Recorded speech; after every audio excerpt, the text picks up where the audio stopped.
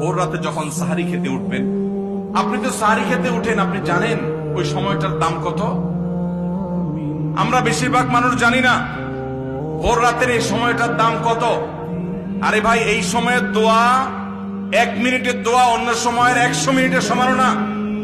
অন্য সময়ের 100 মিনিটও এই ভোর রাতের 1 মিনিটের সমান না। এত মূল্যবান সময়।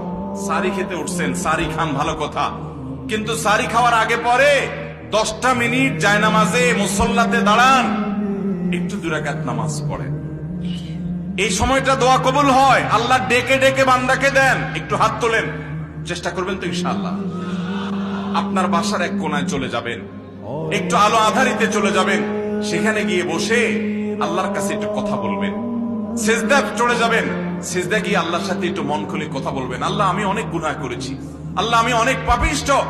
শুনেছি আপনার রাসূল জানিয়েছেন যে এই মাসে নাকি আপনি অনেক পাপিষ্ঠকে মাফ করে দিবেন। আল্লাহ, আপনি নাকি অনেক জাহান্নামে যাদের নাম চলে গেছে জাহান্নামী তালিকাভুক্ত, তাদেরকে মুক্ত করে জান্নাত দিয়ে দিবেন, আপনি নাকি ওয়াদা করেছেন। আল্লাহ, আমাকে একটু তাদের মধ্যে শামিল করে দেন। আল্লাহ, আপনি দিলে আপনার কোনো অভাব হবে না। আল্লাহর সাথে একটু কথা বলা, মুনাজাত করা ভোর রাতে করার চেষ্টা করবো তো ইনশাআল্লাহ।